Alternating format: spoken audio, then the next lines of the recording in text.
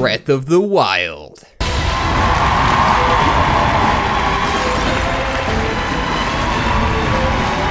Alright, calm down.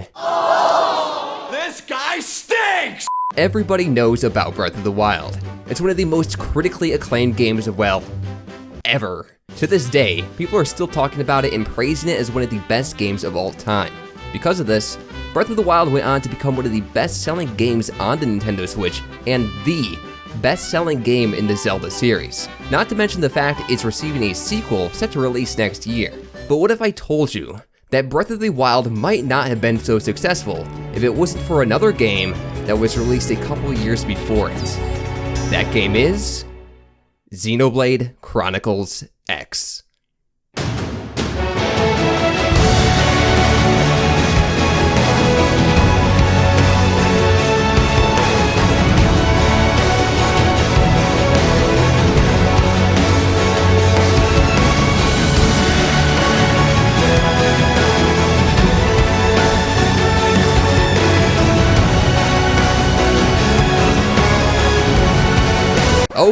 Okay. I'm sure you have plenty of questions after I just said that. So allow me to answer those questions.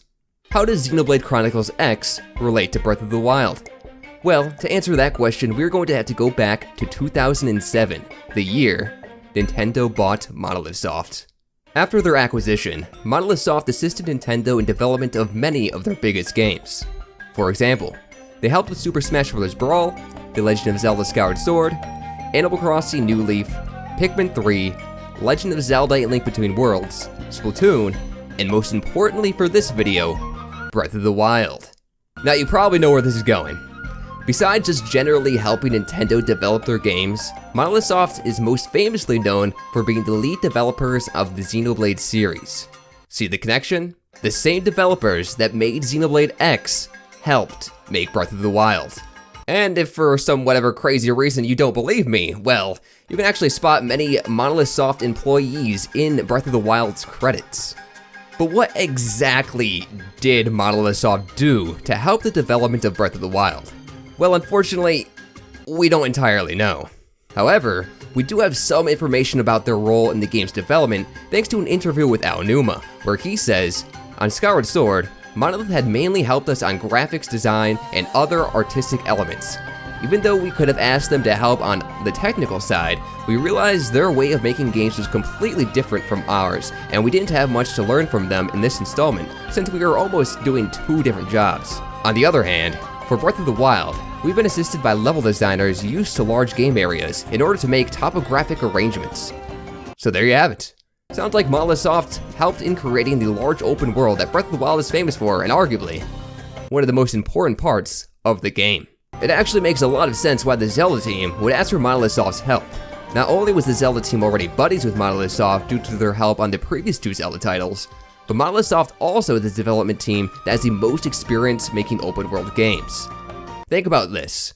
What other Nintendo game has an open world before Breath of the Wild? Really? None.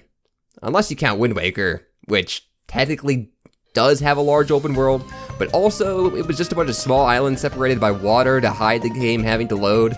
Breath of the Wild was Nintendo's first tried and true open world game. Because of this, they didn't have much experience with these types of games and needed the help of a team who did have experience. That team was Monolith Soft. Okay, so that was a lot of information, but why am I saying that Xenoblade X is what helped Breath of the Wild be so good and not a different Xenoblade game? I have two reasons for this.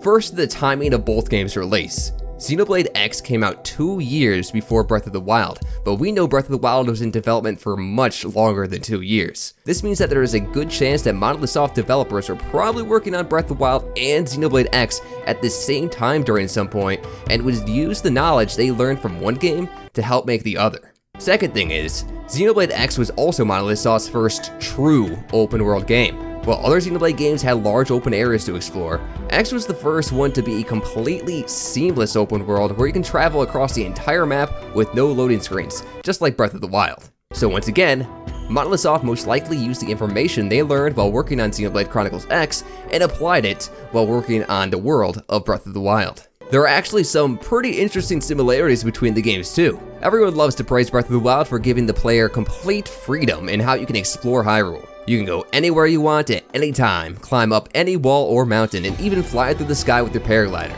To an extent, Xenoblade X also has this freedom. You can explore any area of the game at any point you want, but the most important thing in the game that gives players that same freedom is the ability to pilot a giant mech. You may not be able to climb everything like Breath of the Wild, but with the mechs, which the game calls Skells, you can fly on top of any mountain or literally anything for that matter. Skells give players freedom to explore every inch of the world, similarly to what Breath of the Wild allows. Now, having a giant mech you can fly around in sounds overpowered, and it is. But, similarly to the paraglider in Breath of the Wild, Monolith Soft doesn't give you access to the Skells right away. It's something you have to earn, which is possibly something developers learn to implement from each other. Oh, and another detail I noticed while recording gameplay for this video, both games start with your player character waking up with no memories on a high plateau, eventually to run out into the open where a cutscene plays that shows the vastness of the open world. Possibly also something developers learn from each other? Who knows? Also, Xenoblade 1 had a quest where you can rebuild a town, kind of similar to the Terry Town quest in Breath of the Wild. Maybe inspiration there, but I'm just spitballing random similarities at this point, and that's not even the right Xenoblade game for this video. Also, since I'm making a video on Xenoblade X, can I please take this chance to gush about how good the music and the world design in this game is? Like, the world and the music is so cool.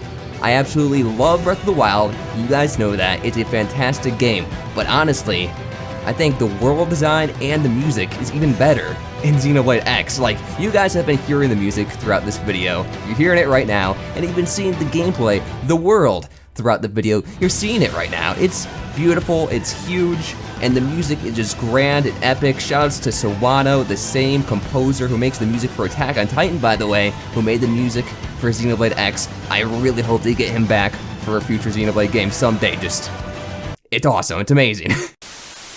Anyways, there you have it. There's a good chance that Xenoblade Chronicles X impacted the development of Breath of the Wild. To what extent? We don't entirely know, but we can theorize. What we do know is that Monolith Soft did have a hand in Breath of the Wild's development, and I think it's safe to say that without Monolith Soft's experience making open world games, Nintendo might have struggled to make Breath of the Wild as good as it is. Open world games are not easy to make, and this was the Zelda team's first attempt at it.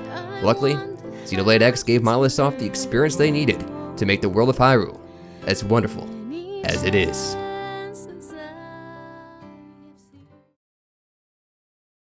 So next time, think twice before you say you're not interested in Xenoblade, baby! Woo! Hope you guys enjoyed the video. If you did, make sure to like and subscribe. Xenoblade 3 is right around the corner. And if this video made you interested in the Xenoblade series, feel free to check it out. Or you can watch me live stream my entire playthrough here on my channel. My name is Mr. Nice Guy, and I will talk to you later.